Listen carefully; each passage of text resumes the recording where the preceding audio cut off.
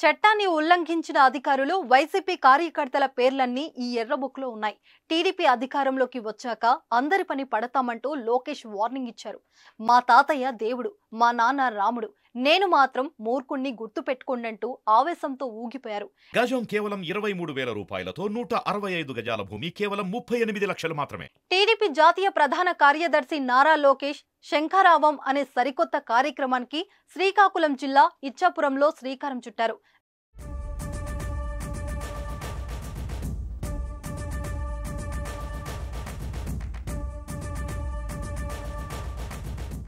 వేలాదిగా టీడీపీ జనసేన కార్యకర్తలు, అభిమానులు, సామాన్య ప్రజలతో సభా ప్రాంగణం నిండింది.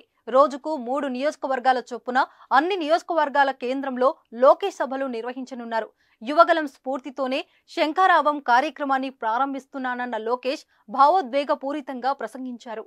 నేను ఇక్కడున్న కార్యకర్తలు ఒకటే చెప్తున్నా, ఏ అధికారులైతే చట్టాన్ని ఉల్లంఘించి మన ఇబ్బంది పెట్టారో, ఏ వైకాపా కార్యకర్తలైతే చట్టాన్ని ఉల్లంఘించి మన ఇబ్బంది పెట్టారో వాళ్ళందరి పేర్లు ఎర్ర బుక్ లో నేను రాసుకున్నాను.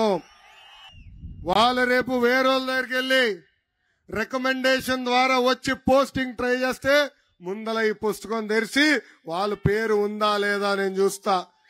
అంతేకాదు, మనం అధికారంలోకి వచ్చిన వెంటనే జ్యుడిషియల్ ఎంక్వైరీ చేస్తాం. ఏ అధికారులు అయితే చట్టాన్ని ఉల్లంఘించి పసుపు సైన్యాన్ని ఇబ్బంది పెట్టారో వాళ్ళని సర్వీస్ నుంచి డిస్మిస్ చేపించి జైలుకు కూడా పంపించే బాధ్యత నేను తీసుకుంటాను.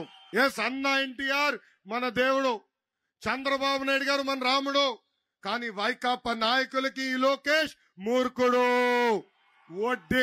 వడ్డీతో సహా ప్రతిదీ చెల్లిస్తానని ఈ సభాముఖంగా కార్యకర్తలకి నేను హామీ ఇస్తున్నా.